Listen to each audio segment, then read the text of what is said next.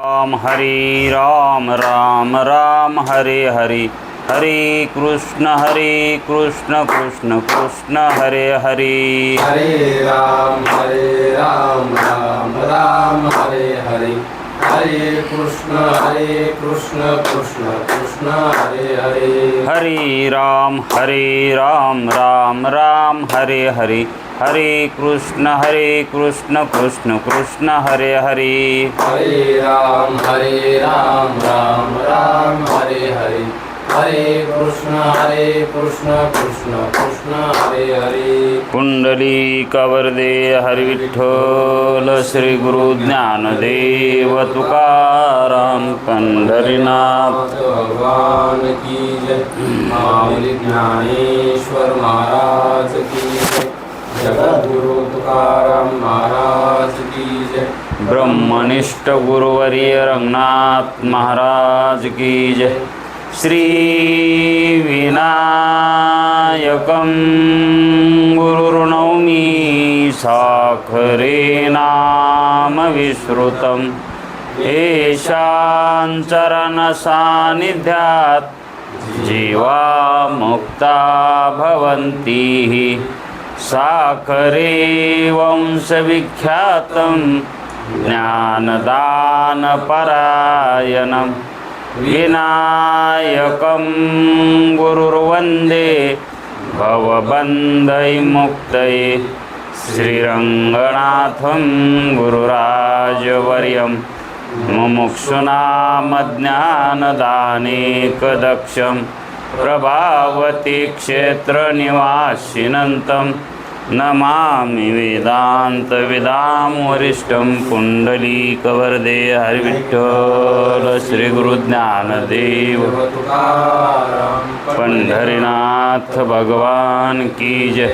माऊली ज्ञानेश्वर महाराज की जय। जो आनंद सत्य प्रकाश, विभुवानी आधार नाम रूपास, बुद्धि न जाने आणि जाणे त्यास, तो अपार शुद्ध परमात्मा मीच्याशी।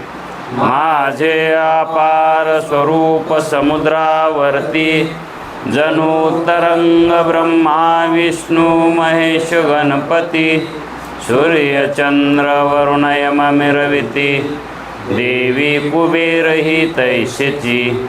जो सर्वज्ञ आणि दयाघन, मुनी हृदय ज्याचे करीती ध्यान, त्याचे बुद्धी उपाधी करुण, मिथ्या भान मजची माझी होतसे।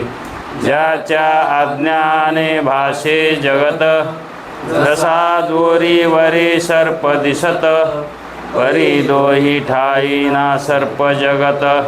हे स्वतंत्र आणि स्वयं ब्रह्म मीच्याशे, पुण्य पुरुषी सदैव निष्काम, बोध प्राप्ती कारणे भजावा राम। तो मीची आहे आत्माप्त काम, तरी नमन कवना करावे म्या। जयांचे केलिया स्मरण, सकळ विद्येचे होय अधिकरण। ते चिवंदू श्रीचरण श्री गुरूंचे, ते नमस्कारोनी आता। चल, विचारसागर तरंग 6वा, परिच्छेद 45वा। मोक्षास हेतू कोण, या प्रश्नाच्या उत्तराला आरंभ। गुरुजी शेवटी काल म्हणले होते, आता मोक्षाचे साधन ज्ञान आहे अथवा कर्म आहे अथवा उपासना आहे किंवा दोन्हीही आहेत। या तिसऱ्या प्रश्नाचे उत्तर सांगतो म्हणले होते। अग्रदेवाने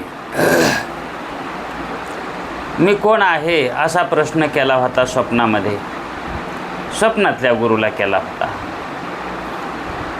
मग त्या मी कोण आहे या प्रश्नाचं उत्तर गुरुजींना असं दिलं की तू सच्चिदानंद ब्रह्मरूप आहेस। आणि नंतर त्यानं दुसरा प्रश्न असाही केला होता की जगतकर्ता कोण आहे। तर गुरुजीनं सांगितलं की बाबा, जगतकर्ता ईश्वर आहे, जगतकर्ता ईश्वरच आहे. आणि मग तो कसा आहे याचं सोपपथिक त्यांनी उत्तर दिलं होतं, समर्पक उत्तर दिलं होतं.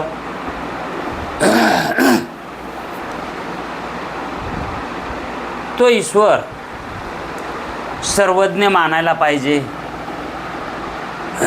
कसा मानायचा? तर सर्वज्ञ मानायला पाहिजे. आणि सामर्थ्यवान मानायला पाहिजे. आणि सर्वशक्तिमान आहे का नाही, आणि व्यापक, अशा 4 लक्षणानं युक्त ईश्वर मानला म्हणजे काहीही अडचण येत नाही. म्हणून तोच ईश्वर जगताचा कर्ता आहे असंच मानावं लागतं. आणि मग असा ईश्वर सांगून गुरुजीच्या लक्षात होतं की याने 3 प्रश्न विचारले होते. राहता आता एक प्रश्न आहे त्याचा, आणि तो म्हणजे मोक्षाला हेतू म्हणजे साधन. हेतू म्हणजे साधन. कशाने मोक्ष प्राप्त होतो, कोण्या साधनाने मोक्ष प्राप्त होतो. मग आता प्रचलीमध्ये असणारे, प्रचलित आहेत आता साधनं, सत्कर्म आहेत, उपासना, ज्ञान आहे. पण आता याच्यामधलं नेमकं कोणतं साधन मोक्षाला कारण आहे असा अग्रदेवाला प्रश्न झाला होता. म्हणून तर विचारलं की मोक्षाला कारण ज्ञान, उपासना का कर्म का दोन्हीही? प्रश्न कसा विचारला आहे? हे मनानं कळायसारखा प्रश्न आहे का?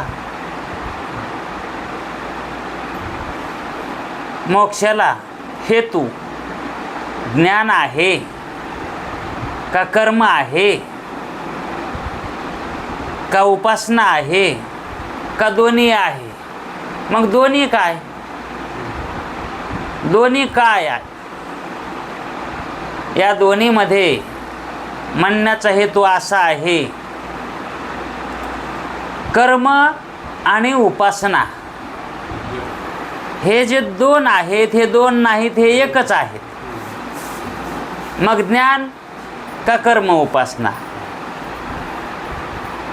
तर गुरुजीनं सुरुवातीलाच सांगितलं की बाबा, मोक्षाला हेतू ज्ञानच आहे.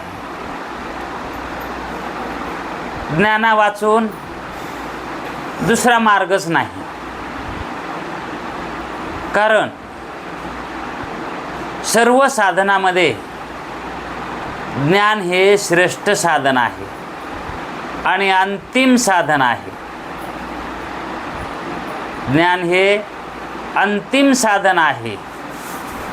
कारण ज्ञानकांड जे आहे वेदामध्ये शेवटी सांगितलं आहे. आणि अगोदर वेदानं सांगितलंय, कर्म उपासना सांगितल्या आता, पण सुरुवातीलाच सांगितल्या. पण जो सांगणारा असतो का, तो शेवटी जातीवर येऊन सांगत असतो. बघ, जर ह्या दिवशी तू पैसे नाही दिलेस ना, मग तू हे सण मी हे शेवटचे वाक्य असते. तर तसे वेदाचे शेवटचे वाक्य काय आहे? ज्ञानानेच मोक्ष होतो. आणि सत्कर्म उपासना तुम्हीच सांगितल्या. अहो, त्या सांगितल्या कशासाठी? अधिकार प्राप्त होण्यासाठी सांगितल्या. पण मोक्षाला हेतू ते नाही. कपड्याला साबण लावली, कपड्याला साबण लावली म्हणजे कपडे स्वच्छ झाले का? त्याला धुवावं लागतंय पुन्हा त्या साबणीला. भांडे नुसते घासून ठेवले जमतंय का? त्याला पाण्यानं धुवावं लागतं पुन्हा. पाण्यानं धुतलं म्हणजे स्वच्छ होतंय, बस तसं ज्ञानानं जाणलं म्हणजे कळतं, मोक्ष कळतं, है का नाही. पाण्यानं कपडे धुतले म्हणजे स्वच्छ निघतात. तसं अगोदर साबण सोड्या लावा लागतो, तसं सत्कर्म उपासना अगोदर सांगितल्या. पण मोक्षाला हेतू ज्ञानच आहे. का बरं? ज्ञानच का असं अट्टहास का करतात? कारण अज्ञान ज्ञानाशिवाय जातच नाही. अज्ञान ज्ञानाशिवाय जातच नाही. अंधकार कशानं जातो? त्याच्याशिवाय का दुसरे प्रयत्न नाहीतच ना. म्हणून अंधकार झाला असेल तर प्रकाश करावा लागतो, तेव्हा अंधाराची निवृत्ती होते. तसं अज्ञान झाला असेल तर ज्ञानानेच ते अज्ञान निवृत्त होतं, है का नाही. म्हणून ज्ञान हेच एकमेव साधन आहे. कोणी काही म्हणू द्या, ज्ञानाची काय आवश्यकता नाही, ज्ञानाची आवश्यकता नाही, हेच त्याचं अज्ञान ठरत नाही का. ज्ञानाची काही आवश्यकता नाही मोक्षासाठी म्हणणाराचं हे म्हणणंच अज्ञानातून आहे. असं समजायचं की याला सद्गुरूची संगत लाभली नाही, है का नाही, याला वेदाचं बोलणं कळालं नाही, श्रुतीमध्ये काय सांगितलंय हे कळालं नाही, शास्त्र काय बोललंय ते कळालं नाही, नवे नवे संतांचा बोलण्याचा त्याला यथार्थ अर्थ कळालाच नाही, है का नाही. मग त्यानं रात्रंदिवस जरी भजन केलं तरी, है का नाही, त्यानं काय होईल? लय झालं तर सत्कर्म होतील, आणि ते फल इच्छा धरून जर केले तर मग तर ते बी नाही, है का नाही. म्हणून एकमेव विलाज म्हणजे ज्ञान आहे. त्याच्याशिवाय मी कोण आहे हे कळत नाही. जगताचा करता कोण आहे हे श्रवण केल्याशिवाय कळत आहे का? आणि मी कोण आहे अपरोक्ष ज्ञान झाल्याशिवाय कळत आहे का? परोक्ष ज्ञानानं तरी कळायले का? ते पण ज्ञानच आहे ना. मग कोण्या ज्ञानानं कळत आहे? अपरोक्ष ज्ञान हेच अज्ञानाच्या विरोधी आहे. अपरोक्षच ज्ञान अज्ञानाच्या विरोधी आहे. म्हणून अज्ञान निवृत्ती अपरोक्ष ज्ञानात आहे. म्हणून अपरोक्ष ज्ञान प्राप्त झाल्या वाचून मरूच नाही. म्हणजेच ज्ञान नाही झालं तर ज्ञानाच्याच मागं लागावं, आणि ज्ञान झालं तर ज्ञान स्वरूपच व्हावं, ज्ञान झालं तर ज्ञान स्वरूपच व्हावं, अशी व्यवस्था आहे वेदांत शास्त्रामध्ये. म्हणून ज्ञाना वाचून दुसरा मार्गच नाही असं कोण म्हणतंय हो? आपणच म्हणायलोत मनानं, का शास्त्र म्हणतंय, का संत म्हणतंय, का वेदानं सांगितलंय, का लोक म्हणायलेत? ज्ञानच एक फक्त मोक्षाला कारण आहे असं सांगायलंय कोण? म्हणजे आपण कोणाचं ऐकायलोत का मनानंच म्हणायलोत? है का नाही. माऊली काय म्हणलेत? ज्ञाने विनेके उपाय करीशी जितुके. जितके म्हणून तू उपाय करशील ते सगळे फोल ठरतील, बिनकामाचे ठरतील. ज्ञाना वाचून दुसरे उपाय केलेच तर तू आयुष्य वाया जाईल. आणि मग ज्ञानाविने एके उपाय करीशी जितुके, आणि दुसरेच उपाय करीत बसलास तीही गुंपशी अधिके.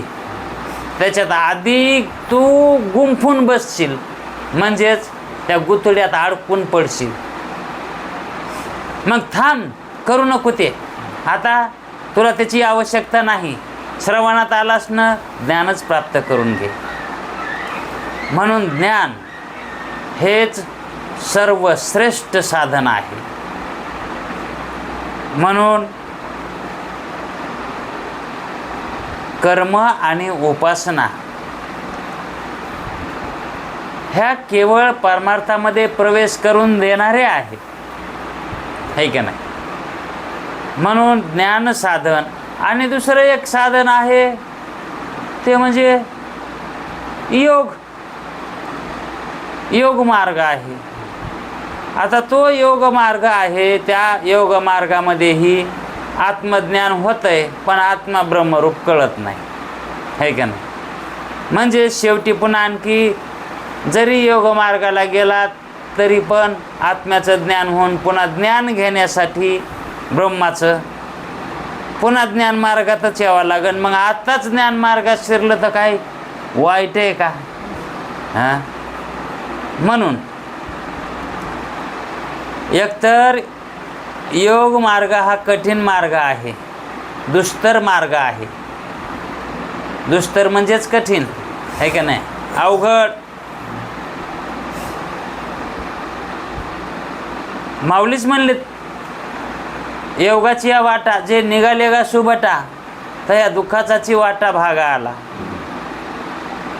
म्हणून म्हणलेत पुन्हा ज्ञान विनय की. म्हणून ज्ञान साधन हे काहीही त्या साधनाला साधनाची गरज नाही आणि दुसऱ्या साधनाला सहाय्यकारी साधनाची गरज आहे. साधनाला सुद्धा साधन लागत आहे का नाही. पण ज्ञानाला काय साधन लागत आहे का? मग हे साधन साधना वाचून आहे का नाही, साह्य वाचून आहे का नाही, स्वतंत्र साधन आहे का नाही. नुसतं श्रवणाच्या ठिकाणी जाऊन बसायचं काम आहे. बसायचं म्हणजे श्रवण करायचं काम आहे का नाही. काय लागत नाही, उदबत्ती लागत नाही, साखर लागत नाही, नारळ लागत नाही, है का नाही. मग केवळ आपणाला अज्ञान निवृत्त करायचं आहे आणि त्याच्यासाठीच आपल्याला अपरोक्ष ज्ञान करून घ्यायचं आहे, इतकंच काम आहे फक्त. मग ते ज्ञान प्राप्त झालं की मग त्याची सुद्धा गरज नाही. कशाची? त्या साधनाची, ज्ञानाची. कारण ते ज्ञान स्वरूप होत असतं. ते ज्ञान काय होतं? स्वरूप होतं, स्वरूप. कारण ते ज्ञान आत्मस्वरूप आहे,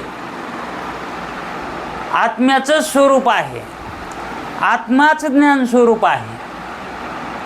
आणि ते प्राप्त झाला म्हणजे त्याचा इति कर्तव्यता जे म्हणतात ते संपुष्टात येते, संपते. म्हणजे परमार्थ करायचा संपतो. केवळ ज्ञान साधनात आलं तरच परमार्थ करायचा संपतो. परमतत्व जाणणं म्हणजे परमार्थ संपन्न करायचा, है का नाही. मग परमार्थ करून संपावा का शिल्लक राहावा, है का नाही. मग सत्कर्म आणि उपासनेमध्ये परमार्थ संपतो का? का संपिना झाले तर? आता संपतच नाही तर मग संपविला तरी कसं संपन? संपविला तरी संपत नाही, कारण त्या साधना म्हणजे तशी ताकदच नाही ना संपवायचा, है का नाही. एकतर ते साधनं तसे आहेत, पण ते साधनं काय सोडिनात. बरं, नका सोडू द्या, ज्ञानाचा स्वीकार तरी करावा. कारण ते ज्ञान प्राप्त करून घ्यायचं असा जर निश्चय केला तर सत्कर्म उपासना ज्याच्या झालेल्या आहेत त्यालाच तो मार्ग प्राप्त होतो. कोणता? ज्ञानमार्ग. ज्ञानमार्ग कुणाचा आहे? ज्याच्या सत्कर्म उपासना झालेल्या आहेत, म्हणजे अंतःकरण शुद्ध झालेलं आहे, त्याचं हे साधन आहे ज्ञान. मग ज्ञान मार्गाला कोण येतो? आहे का नाही?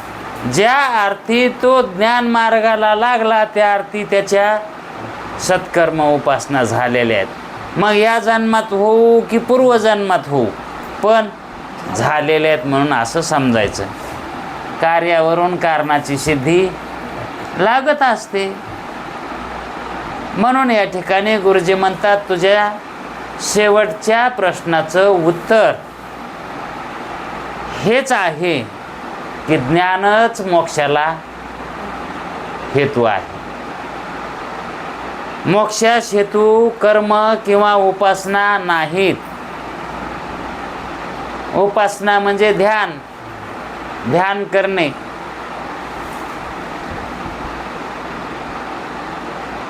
कर्म म्हणजे यज्ञादी कर्म. कर्म कशाला म्हणतात? यज्ञ, याग, हे जे पूर्वी कर्म होते त्यांनी चित्तशुद्धी होते, पण ते कर्म बिनचूक करावे लागतात. त्या कर्मात जर चूक झाली तर फळ मिळत नाही. म्हणून कर्म मार्ग सुद्धा अवघडच आहे. कर्म मार्ग सुद्धा अवघडच आहे. अहो, यज्ञ करायचा जर ठरविला आणि यज्ञ चालू केला आणि शेवटच्या दिवशी यज्ञाची शेवटची आहुती टाकायची, त्या दिवशी जर काय अडचण आली आणि ती आहुती देण्यात कमतरता झाली तर ते अगोदर केलेलं जे कर्म आहे ते सगळं वाया जातं, है का नाही? कारण त्या यज्ञातून यज्ञ देवता ही संतुष्ट आहे का नाही? कसं? खूप भूक लागली आणि जेवायला बसलाय, पण दुरडीमध्ये एकच भाकर आहे आणि भूक तर लागली 4 भाकरीची. तो जेवणारा त्या जेवणानं उठल्यावर त्याला सुख होईल का दुःख होईल? मग तो ते जेवाय वाढणारणीला चांगलं समजेन का वाईट समजेन? हां, तसं अर्धवट जर कर्म झाले तर त्या कर्मामध्ये देवाला, त्या यज्ञ देवाला बरं वाटेल का? म्हणून त्या यज्ञामध्ये चूक घडायला नको म्हणून खूप काळजी घेऊन करीत होते. पण अनेकांचे यज्ञ निष्फळ झालेले सुद्धा वर्णन आहे.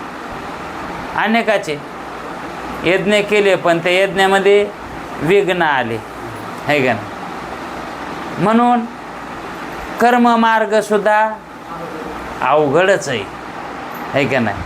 आणि उपासना, आता उपासना म्हणजे काय? म्हणजे ध्यान करणे. कशाचं? जसा सगुण स्वरूपाचं वर्णन केलेलं आहे त्या सगुण स्वरूपाचं ध्यान करणे. कारण ध्यानासाठी विषय लागत असतो, आकार लागत असतो ध्यान करण्यासाठी. मग ते ध्यान हे मानसिक कर्म आहे. कर्मच आहे ते, पण मानसिक आहे. आणि यज्ञ मानसिक कुठे आहे? ते कर्मेंद्रियाचे काम आहेत ते यज्ञ करणं. आणि ध्यान करणं हे मानसिक कर्म आहे. म्हणून त्या ध्यानानं सुद्धा आत्मप्राप्ती होत नाही. ते सुद्धा अंतःकरण शुद्धीचेच कार्य आहे. मग ध्यान म्हणजेच उपासना, आणि उपासना म्हणजे देवाच्या जवळ राहणे. उपवास, वास म्हणजे राहणे, उप म्हणजे जवळ, जवळ राहणे, त्याला म्हणायचं उपवास. फक्त ज्ञानच मोक्षाला हेतू आहे. कारण जर आत्म्याच्या ठिकाणी बंद सत्य असला असता तर, आत्म्याच्या ठिकाणी बंद खरा असला असता तर मग काय झालं असतं? कारण निवृत्त काय होतंय, निवृत्त काय होतंय? सत्य निवृत्त होतं का असत्य निवृत्त होतं का मिथ्या निवृत्त होतं? असत्य निवृत्त करायची काय गरज आहे का? जर वंद्यापुत्र बघायचा नसला एखाद्याला तर त्यानं डोळे झाकून घ्यावी का? का म्हणून डोळे झाकलेस रे? नाही, मला वंद्यापुत्राची भीती वाटायली तो मला बघायचा नाही. अरे ते नसतंच तर दिसन कुठून? हा, कारण असत्य वस्तू, अत्यंत असत्य वस्तू ही प्रतीतीला येतच नसते. मग असत्य निवृत्त करायची काही गरज नाही, ते सदाच निवृत्त असते. असत वस्तू ही सदाच निवृत्त असते आणि सत्य वस्तू ती सदाच असते. आणि किती प्रयत्न केला तर ती निवृत्त होते का सत्य वस्तू?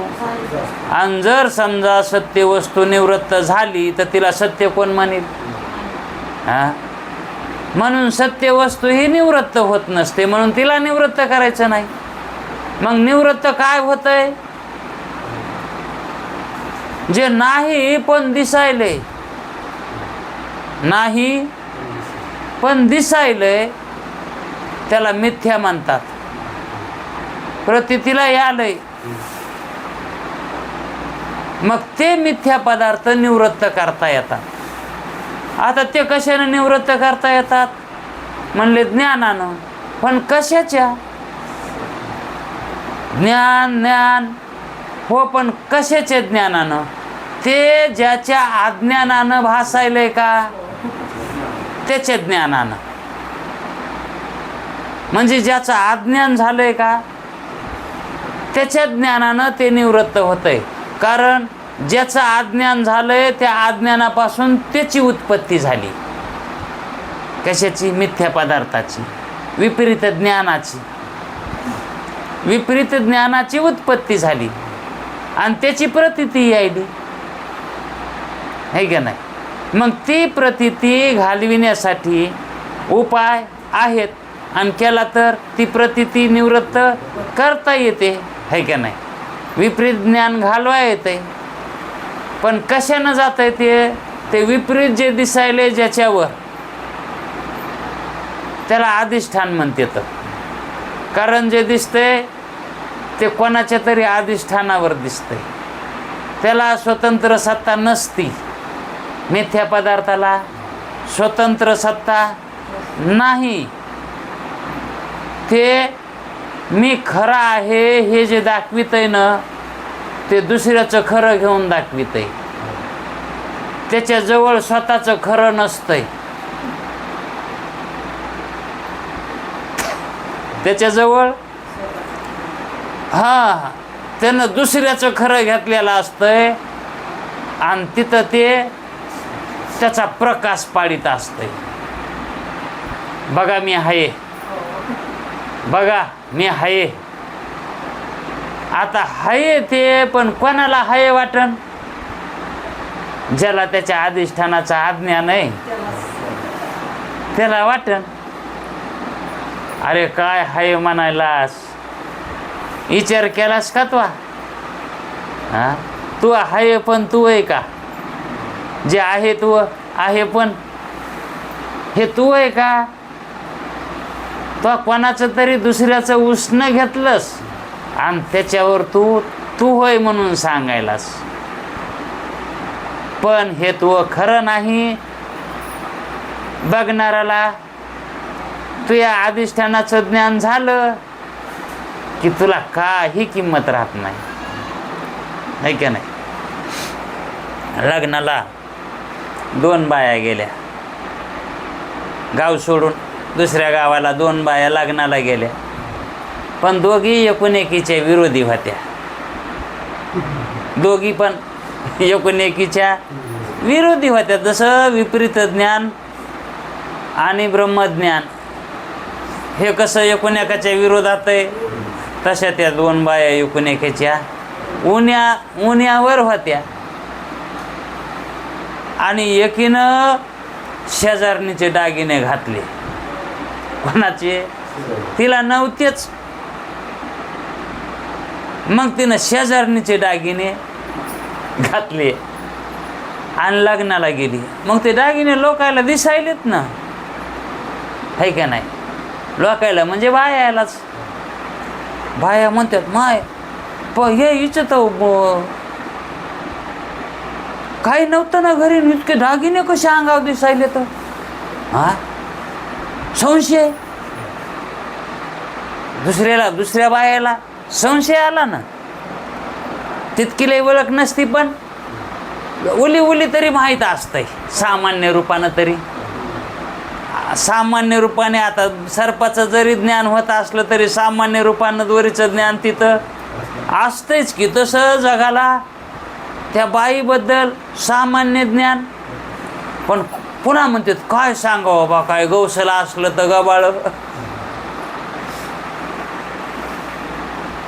मग एक बाई त्या बाया त्या संगतीच्या बाई होती ना, ती उन्यावरली तिला विचारतात ही, कारण तिच्या गावातली ना. तिला म्हणते तो आता लय बरं झालं का ग तिच्या घरी, दागिने डिगिने दिसायला लागले तर अंगावर, जरा बरं दिसायले काय की आता झालंय काय की. अहो ती म्हणली कशाची आलं.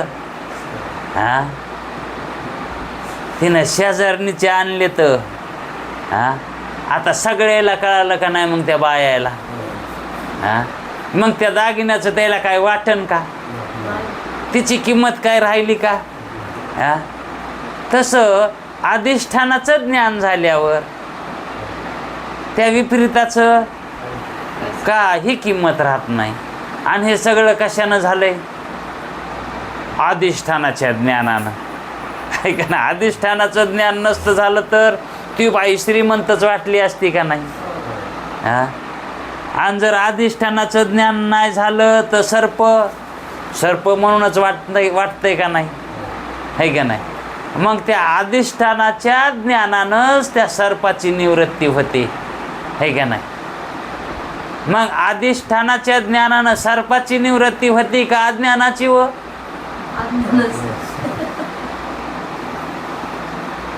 कारण आता जसं वेदांत शास्त्रामध्ये वेदामध्ये शेवटी ज्ञान जातीवर येऊन सांगितलेलं आहे, तसं विचारसागरमध्ये सुद्धा आता हा शेवटचा भाग आहे. आता उतरायला लागलं ना. आता कसं लागलंय शास्त्र. मग आता जरा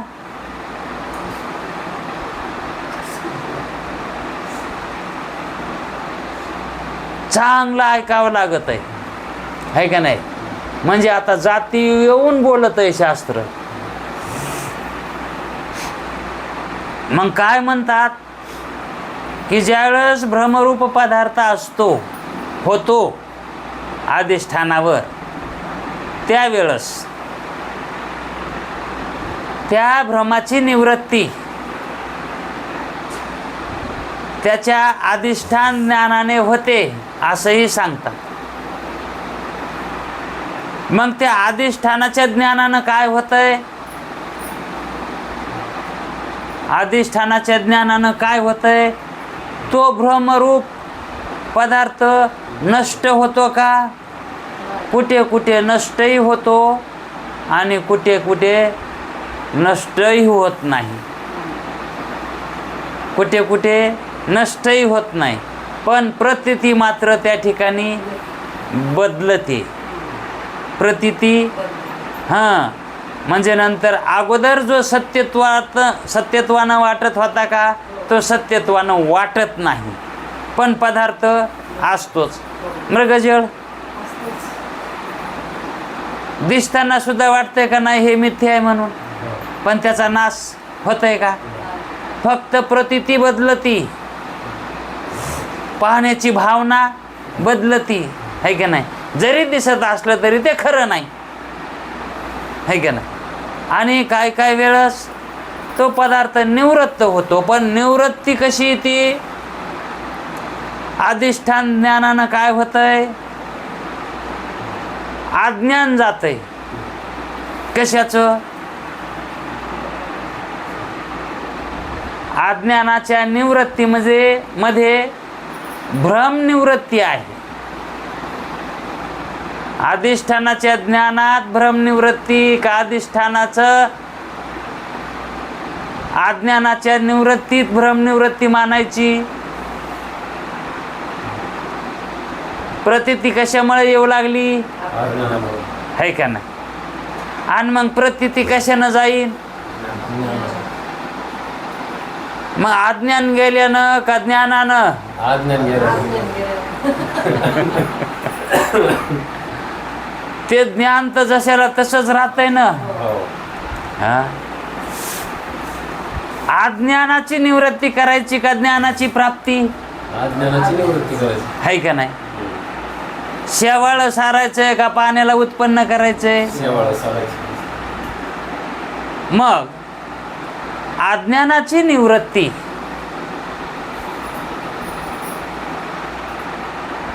त्या निवृत्तीमध्ये अज्ञानाच्या निवृत्तीमध्ये भ्रमाची निवृत्ती होते. कारण उत्पत्तीला कारण अज्ञान आहे, कारण तो विषय, तो प्रतीतीला यायलेला काय आहे? विषय. आणि त्या विषयाची उत्पत्ती कशापासून सांगितलेली आहे? विषयाची उत्पत्ती कशापासून होते? विषयाच्या ज्ञानाची उत्पत्ती कशापासून होते? विषयाच्या ज्ञानाची उत्पत्ती आणि त्या विषयाची उत्पत्ती. विषयाच्या ज्ञानाची म्हणजे सर्पाच्या ज्ञानाची, विषयाची म्हणजे त्या सर्पाची. मग त्या सर्पाच्या उत्पत्तीला कारण रज्जुपहित जे चैतन्य आहे त्या चैतन्याच्या आश्रित असणारी जी अविद्या आहे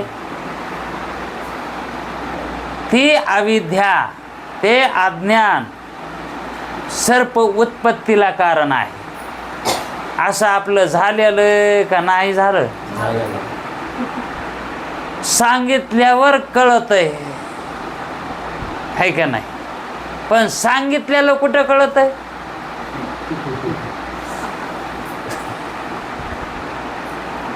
सांगितल्या तर कोणाला बी कळत आहे ना. हा, पण सांगितलेलं कळावं. मग विषयाच्या उत्पत्तीला कारण अविद्या आहे, है का नाही? आणि विषयाच्या ज्ञानाला कारण आता त्याला पण अविद्याच कारण आहे. पण ती अविद्या आहे का? रज्जुपहित चैतन्याच्या आश्रित असणारी, अंतःकरणोपहित चैतन्याच्या आश्रित, साक्षी चैतन्याच्या आश्रित असणारी अविद्या त्या ज्ञानाला कारण आहे. पण ती अविद्या कशी रजोगुणी मानायची का तमोगुणी मानायची का सत्वगुणी? सत्वगुणी. हा, तितकं बारीक बघावं लागतंय बरं का. आणि परीक्षा घेतल्यावर समजा आपण पेपर काढले परीक्षाच घेतली तर, आणि असा प्रश्न आल्यावर मग काय करावं? घेतात परीक्षा, आळंदीला परीक्षा घेतात आणि त्या परीक्षेवरून ठरवते तर कोण जास्त अभ्यासू आहे, कोणाला जास्त कळत आहे, त्या परीक्षेवरून कळत आहे. सांगायचं तात्पर्य विषय उत्पत्ती आणि विषयाच्या ज्ञानाची उत्पत्ती ही अज्ञानापासूनच होते. आणि त्या अज्ञानाची निवृत्ती झाली म्हणजेच कशाचं ज्ञान होतंय? मग ज्ञानच होतंय, पण कशाचं अधिष्ठान आहे का नाही? अधिष्ठानाचं ज्ञान होतंय. आणि मग अधिष्ठानाचं ज्ञान झालं कशानं झालं? आता एक विषय संपला, कोणता? भ्रमरूप पदार्थ हा कशानं नष्ट होतो, निवृत्त होतो? अधिष्ठानाचं नाही. हा, भ्रमरूप पदार्थ निवृत्ती कशाने होते? अज्ञानाच्या निवृत्तीने. प्रतीतीनं कशाला आलता? अज्ञान आणि मग त्याच अज्ञानाची काय केली? निवृत्ती केली. मग अज्ञानाच्या निवृत्तीत विषयाचा नाश आहे ना, हो. है का नाही? आणि मग अधिष्ठानाचं ज्ञान कशानं होत आहे? अज्ञान अज्ञानाची निवृत्ती झाली ही विषयाच्या नाशासाठी. अज्ञानाची निवृत्ती केली ती विषयाच्या नाशासाठी केली, है का नाही? आणि त्या ज्ञानाची प्राप्ती अधिष्ठानाच्या ज्ञानाची कशाने झाली? का आधीच होती? कारण अंतःकरणोपहित चैतन्य आणि विश्वोपहित चैतन्य हे काही वेगळे नाहीत, हे एकच आहेत. तिथं ज्ञान करून घ्यायची गरज नाही. फक्त दोन चैतन्यामध्ये गाठ पडली होती, गाठ अशी गाठ बसली होती. कशाची? अज्ञानाची. ती गाठ निष्ठली, मग ते अखंड चैतन्य झालं. ते चैतन्य कसं झालं? हां, आता इतका लांब रुमाल आहे आणि त्या रुमालाला अशी आपण मधात गाठ मारली, हां, आता त्या गाठीत रुमाल नाही का? आणि गाठीच्या बाहेर बाहेर बी आहे का नाही? पण मधात ती बिनकामाची गाठ कुठून आली? मग ती का गाठ नाही? ती गाठीत काय आहे? गाठ कशाची? ती रुमालाचीच आहे का नाही? मग त्या ठिकाणी ती जी गाठ प्रतीतीला यायली ती रुमालाच्या येगळी वाटायली का रुमालच वाटायला आहे? ती गाठ, ती जर गाठच वाटू लागली तर अज्ञान म्हणायचं, आणि ती गाठ रुमाल वाटू लागली तर ज्ञान म्हणायचं, है का नाही? मग तशी प्रतीती गाठ जरी दिसली तरी रुमालच आहे. मृगजळ जरी दिसलं तरी मिथ्याच आहे, दिसलं तरीही मिथ्याच आहे का नाही? तसा सर्प दिसला तरीही मिथ्याच आहे. असा ज्याचा निश्चय झाला दुरी नाही देव त्याला. असा ज्याचा अनुभव झाला दुरी नाही देव त्याला. ऐसा भाव ज्याच्या गाठी त्याशी लाभ उठा उठी, आहे का नाही? म्हणजेच असा भाव व्हावा लागतो, आणि अशा भाव होण्यालाच शास्त्र इति कर्तव्यता मानतं. आणि असा भाव करण्यासाठी शेवटी सांगितलंय त्यानं, वेदामध्येही शेवटीच सांगितलंय, आणि इथं पण तसंच सांगायले. तर शेवटी जातीवाल्यासारखं बोलायले, म्हणून आपल्याला जरा हुशारीनं ऐकावं लागन, है का नाही? जरा भाया मागं सारून ऐकावं लागन, आचाक वाचाक खावावं लागन, है का नाही? म्हणून मोक्षाला हेतू काय सांगायले? तर ज्ञान सांगायलेत. आणि ज्या वेळेस आपणाला अनुबंध सांगू लागले, अनुबंध चतुष्टय सांगू लागले, त्यावेळेस सत्कर्म उपासनाही सांगितल्या होत्या का नाही? है का नाही? आणि आता काय म्हणायले? तर ज्ञान म्हणायले. तर मग काय कवरी सत्कर्म उपासनाच करीत बसायचंय का?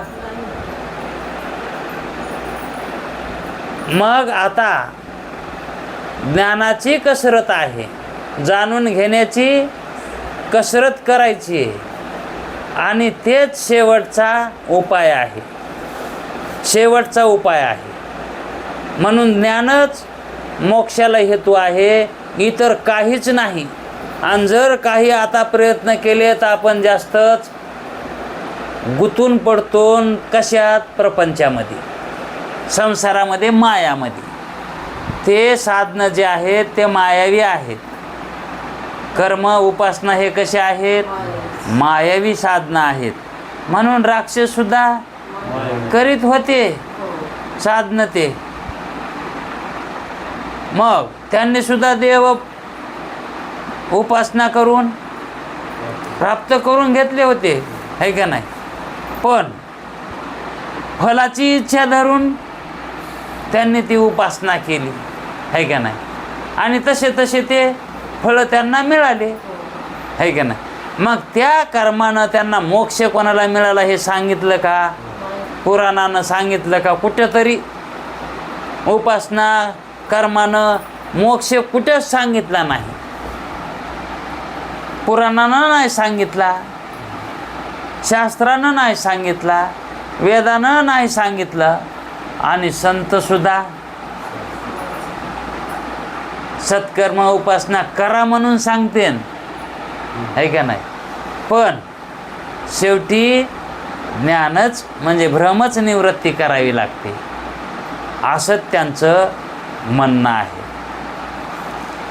म्हणून जर आत्म्याच्या ठिकाणी बंध हा जर खरा असला असता तर त्याची निवृत्ती ही करताच आली नसती. खऱ्या बंधाची निवृत्ती करताच आली नसती. मग कोण्या बंधाची निवृत्ती करता येते? मिथ्या बंधाची निवृत्ती करता येते, सत्य बंधाची निवृत्ती करता येत नाही. आणि बंध जो आहे तो मिथ्याचा आहे. कोठे आहे? तर आत्मस्वरूपाच्या ठिकाणीच आहे, है का नाही? आणि मग त्या आत्मस्वरूपाचं तिथं तो बंध आपल्याला प्रतीतीला येत असल्यामुळं आत्मस्वरूपाचं अज्ञान झाले. आत्मस्वरूपाचं अज्ञान झाले म्हणून बंधाची प्रतीती आली, है का नाही? मग तो बंध सत्य आहे का? मिथ्या आहे. म्हणून मिथ्या बंधाची निवृत्ती करता येते, है का नाही? पण ती मिथ्या बंधाची निवृत्ती कोण्या ज्ञानाने होते? तर सत्य ज्ञानाने होते. मग सत्य ज्ञान काय आहे? तर ब्रह्मच हे सत्य ज्ञान रूप आहे, है का नाही? म्हणजेच आत्माच ज्ञानरूप आहे आणि सत्य ज्ञानरूप आहे. कारण तेच सत्य आहे, तेच चिद आहे, तेच ज्ञानरूप आहे, है का नाही? आणि तेच आनंदरूप आहे. मग आनंदाची प्राप्ती त्याच्या प्राप्तीतच आहे. कशाच्या? आत्मप्राप्तीच्या प्राप्तीमध्ये आनंदाची प्राप्ती आहे, है का नाही? मग मध्येच आपल्याला बंध प्रतीतीला येऊ लागला, तो कशामुळं? तर अज्ञानामुळं. कोणाच्या? बंधाच्या का आत्म्याच्या? आत्म्याच्या अज्ञानामुळं बंध प्रतीतीला येऊ लागला. आणि आता इच्छा झाली कशाची? आत्मप्राप्तीची का बंध निवृत्तीची? बंध निवृत्ती रूप आत्मप्राप्तीची. बंध निवृत्ती सहित आत्मप्राप्तीची इच्छा झाली. नुसतं आत्मप्राप्तीची इच्छा झाली का शिष्याला? सकल दुःखाची निवृत्ती आणि परमानंदाची प्राप्ती, असा शास्त्रानं मोक्ष सांगितला आहे. मोक्ष कसा आहे? मोक्षाचं स्वरूपच आहे हे, सकल दुःखाची निवृत्ती आणि परमानंदाची प्राप्ती, असा मोक्ष आहे. म्हणून त्याच्या निवृत्ती करता कर्म उपासना उपयोगी पडत नाहीत आणि त्याची आवश्यकताही नाही. कुणाला? कर्म उपासनाची आवश्यकता नाही. कुणाला? ज्याला मोक्ष प्राप्त करून घ्यायचा आहे त्याला, आहे का नाही? मग मोक्ष कुणाला हवा आहे? हा, मुमुक्षुला, उपासकाला, कर्मठाला, योग्याला. मोक्षाची इच्छा कोण करायला? मुमुक्षुच करायला. हे जगत आहे. बाकी कोणाला इच्छा मोक्षाची व्हाय नाही, है का नाही? म्हणून ज्याला मोक्षाची इच्छा झाली का त्यालाच ज्ञानाची गरज आहे. म्हणून इथं ग्रंथकार म्हणतात, निवृत्ती करता कर्म उपासनेची आवश्यकता त्याच्या जर आत्म्याच्या ठिकाणी बंध सत्य असतात तर त्याची निवृत्ती ज्ञानाने झाली नसती. ज्ञानाने सुद्धा झाली नसती. बंध कसा असला असता तर? सत्य असला असता तर, है का नाही? आणि ते जर सत्य असला असता बंध तर निवृत्ती करायचीही कोणी मागं लागलं नसतं. बंध निवृत्तीच्या अहो मिथ्या असून कोणी मागं लागा नाही. तर खरा असता तर काय? खरा असल्यावर कशाला लागले असते? मग सत्य असतं त्याची निवृत्ती ज्ञानाने झाली नसती. त्याच्या निवृत्तीकरता कर्म उपासनेची आवश्यकता होती. सत्य असला असता तर मग ते कर्म उपासनेने त्याची निवृत्ती झाली असते. कारण सत्कर्म उपासनेच्या सत्यमधला आहे तो. तसा तो बंध सत्यबंध, परंतु तो बंध आत्म्याच्या ठिकाणी सत्य नाही. आत्म्याच्या ठिकाणी तो बंध सत्य नाही. रज्जू सर्पाप्रमाणे मिथ्या आहे. कसा आहे मग? मिथ्या आहे. मिथ्या म्हणजे कसा तर रज्जू सर्पाप्रमाणे. दृष्टांत देऊन सांगायचे. त्या मिथ्या बंधाची निवृत्ती अधिष्ठान ज्ञानानेच होते. इथं काय म्हणाले आता बघा, त्या बंधाची निवृत्ती अधिष्ठानाच्या ज्ञानाने होते, है का नाही? आता ज्ञानाने का म्हणून म्हणालेत मग इथं? साक्षात ज्ञानाने होते का? साक्षात ज्ञानाने नाही, अज्ञानाच्या निवृत्तीने. कशाने? अज्ञानाच्या निवृत्तीने त्या बंधाची निवृत्ती होते, है का नाही? म्हणजे निवृत्तीमध्ये निवृत्ती आहे. निवृत्तीमध्ये निवृत्ती आहे, है का नाही? आणि ज्ञानामध्ये प्रवृत्ती मानायची का मग? कारण अगोदरच ते ज्ञान स्वरूप आहोत आपण, है का नाही? जे आपल्याला मिळवायचं आहे का ते आपणच आहोत. त्याची प्राप्तीची काही गरज नाही, पुढे ते येणारच आहे. त्या मिथ्याबंधाची निवृत्ती अधिष्ठान ज्ञानाची होते, हे म्हणण्याचा प्रघात आहे. जसा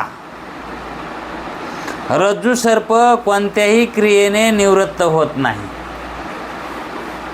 रज्जू सर्प कितीही प्रयत्न करा दुसरे, त्यानं तो निवृत्त होत नाही. केवळ रज्जूच्या ज्ञानानेच निवृत्त होतो. रज्जूच्या ज्ञानानेच निवृत्त होतो. पण आता त्याला सर्पभ्रम झालाय असं गृहीत धरा. सर्पभ्रम झाला तर मग आता त्या सर्पभ्रम निवृत्तीसाठी किती आवरण निवृत्त करावे लागतील? त्याच्यावर किती आवरण आले तर भ्रमाचे? ते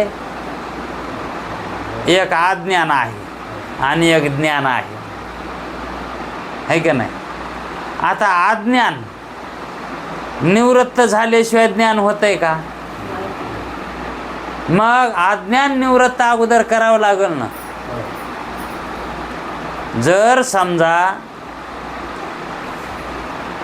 एखाद्या गाडग्यामध्ये दिवा ठेवलाय, लावलेला, ज्योत चालू आहे त्याची, आणि त्याच्यावर झाकणी झाकून ठेवली त्या गाडग्यावर, आणि मधात दिवा चालू आहे,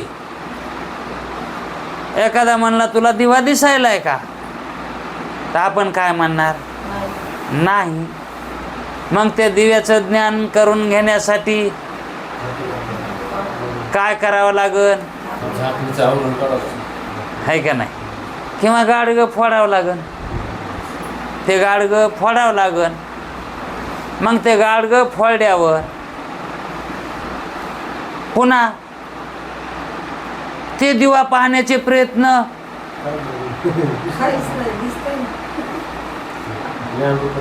आहे का नाही? मग ते ज्ञान होण्यासाठी अज्ञान निवृत्त करावं लागन. गाडगं आवरण काढावं लागन, झाकणी काढावं लागन ती. मग त्या झाकणी काढल्यानं काय व्हालंय? ते स्वरूपाचं ज्ञान व्हालंय, है का नाही? आणि त्या स्वरूपाचं ज्ञान झालं तेव्हा त्या भ्रमरूप पदार्थाची निवृत्ती झाली. कारण अधिष्ठान ज्ञानाने होती म्हणालेत ते, पण ते अधिष्ठानाचं ज्ञान करून घेण्यासाठी अज्ञानाची त्याच्यावर आवरण आलेलं ते काढावं लागेल ना. आणि मग ते आवरण निवृत्त करणं म्हणजेच काय हो? पण अज्ञान निवृत्तीचा परमार्थ जे सांगायचा आहे का ज्ञान प्राप्तीचा, ही सूक्ष्मता आहे त्याच्यामध्ये. अज्ञान निवृत्त करीत ना, ज्ञानच घ्यायलेत, ज्ञानच घ्यायलेत, अज्ञान निवृत्तच करीनात. मग अज्ञान कशानं जात नाही? परोक्षानं जातंय का? सगळं जातंय का? आभाना पादक आणि असत्वा पादक हे जे दोन आवरण आहेत ना, हे दोन आवरण एक परोक्ष ज्ञानानं जातंय आणि एक अपरोक्ष ज्ञानानं जातंय. आभाना म्हणजे अप्रतीती, असत्व म्हणजे नाहीच, नसणेच असं वाटणं. मग मी ब्रह्मरूप नाहीच असं जे वाटत आहे का, म्हणजेच अज्ञान आहे. ते खरं अज्ञान आहे. मी ब्रह्मरूप नाही असं जे वाटतंय ते खरं अज्ञान आहे. मग ते अज्ञान कशानं जातंय? असत्वा पादक परोक्ष ज्ञानानं. कुठेतरी ब्रह्म आहे, है का नाही? आणि ते आपलं स्वरूप आहे असं परोक्ष ज्ञान होतंय. मग पूर्ण अज्ञान गेलं का? मग पूर्ण अज्ञान जाण्यासाठी अपरोक्ष ज्ञान करून घ्यावं लागतंय, है का नाही? म्हणून अपरोक्ष ज्ञानानं प्रत्यक्ष प्रतीतीला आत्मा येतो. म्हणजे ज्ञान प्रत्यक्ष होतं ते, म्हणजे त्याला अपरोक्ष कळत आहे. प्रत्यक्ष अपरोक्ष जाणता येत आहे. म्हणून त्या मिथ्याबंधाची निवृत्ती, मिथ्याबंधाची निवृत्ती अधिष्ठान ज्ञानानेच होते.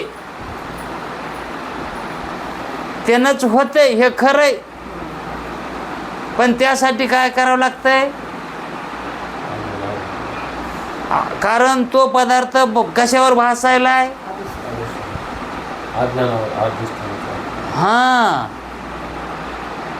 मग ते जे अज्ञान आहे ना, ते अज्ञान उपादान कारण आहे. ते अज्ञान कारण कुणाच? ते अज्ञान अविद्येचं आहे ना. अविद्याचं अज्ञान रूप आहे ना ती, है का नाही? मग ती उपादान कारण आहे, है का नाही? आणि ते अधिष्ठान ते उपादान, अविद्या ही उपादान कारण आहे आणि चैतन्य अधिष्ठान कारण आहे, निमित्त कारण आहे, है का नाही? मग अधिष्ठान कारण आणि उपादान कारण, इथं निवृत्ती कशाची होती? उपादानाची होती का निमित्ताची? मग एकाची निवृत्ती आहे आणि एकाची प्राप्ती आहे, है का नाही? अज्ञानाची निवृत्ती आहे, अविद्येची निवृत्ती आहे आणि अधिष्ठानाची. मग तो सर्प जाऊ राहू काय करायचे त्याच्यावर? अधिष्ठानाची प्राप्ती झाली ना, मग तो सर्प राहिला काय आणि त्याची निवृत्ती झाली काय? निवृत्ती नाही झाली तरी काही गरज नाही. हा ज्ञान झाल्यावर अधिष्ठानाचं मग निवृत्ती व्हावीच का त्याची?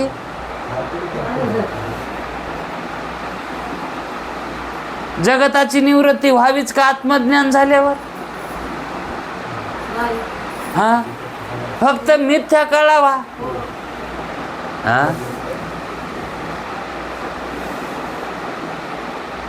आता आत्मा सत्य आहे हे कळणार. अज्ञानाची निवृत्ती झाल्यावर काय होणार? आत्माची एक सत्य आहे हे ज्ञान होणार. आणि मग जगत पुन्हा दिसलं तरी जगत कसं वाटणार? आणि मग पुन्हा दिसलं तरी बी काय व्हालंय? हा आता सर्प मिथ्य हे कळाला कशानं? त्या अधिष्ठानाच्या ज्ञानानं आणि अज्ञानाच्या निवृत्तीनं. अज्ञानाची निवृत्ती झाली आणि अधिष्ठानाची प्राप्ती झाली. आणि मग सर्प ते निवृत्त व्हावा असा अट्टास धरावा? निवृत्त होऊ की ना होऊ? हा तो आपोआप काय व्हायचं तर होय ना. आपल्याला काय करते? ज्याच्यावर ते प्रतीला येऊ लागला त्याला गरज आहे का नाही? मग निवृत्ती आपल्याला करायची का?